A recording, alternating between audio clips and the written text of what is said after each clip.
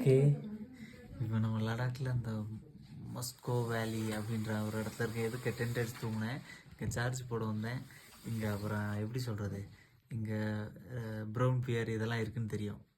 இந்த நரி, நம்ம சிறுத்தை இதெல்லாம் இருக்குதுன்னு தெரியும்.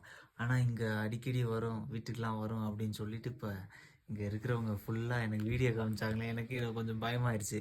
அந்த கரடி கிட்டத்தட்ட 300 கிலோ இருக்கும். 170லேருந்து 300 கிலோ இருக்கும். அதனால் என்ன பண்ணுறதுன்னு யோசிச்சுக்கிட்டு இருந்தேன். சொல்லிட்டு நீ ஒன்றும் பிரச்சனை இல்லை, நீ டென்ட்டெல்லாம் கழட்டிட்டு வந்துடும், நீ வீட்டுக்குள்ளே தூங்கு அப்படின்ட்டாங்க. இப்போ சாப்பிட போகிறேன். ஓகே, ஃபஸ்ட்டு டே நேற்று சுஜிலா பாஸில் தூங்கினோம். இன்றைக்கி தான் ஃபஸ்ட்டாக லடாக்குள்ளே என்ட்ரி ஆகிட்டு முதல் நாளே.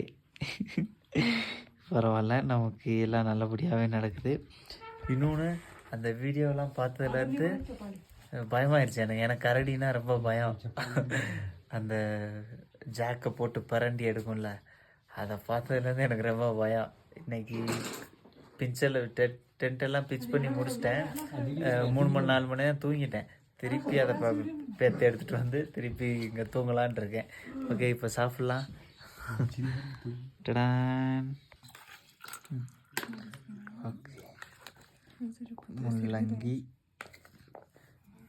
காலையில் சாப்பிட்டது. நம்ம உண்மையிலே கொலை பசியில் தான் இருக்கோம். இங்கே ஒன்றும் கிடையாது, டொக்கு கிராமம். இப்படி வீட்டில் சாப்பிட்டா மட்டும்தான். ஓகே, சாப்பிடலாம். இங்கே கை கழுவுறது கூட இங்கே காஷ்மீர்லேயும் சரி இங்கேயும் சரி சாப்பிட்றதுக்கு முன்னாடி இவங்களே கொடுக்குறாங்க.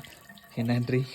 ஓகே, இப்போ நம்ம டென்ட் பிச் பண்ண இடத்துலேருந்து டென்ட்டை எடுத்துகிட்டு வந்துட்டு இப்போ ரூமுக்கு வந்தாச்சு. ரூமை காமிக்கிறேன் பாருங்கள்.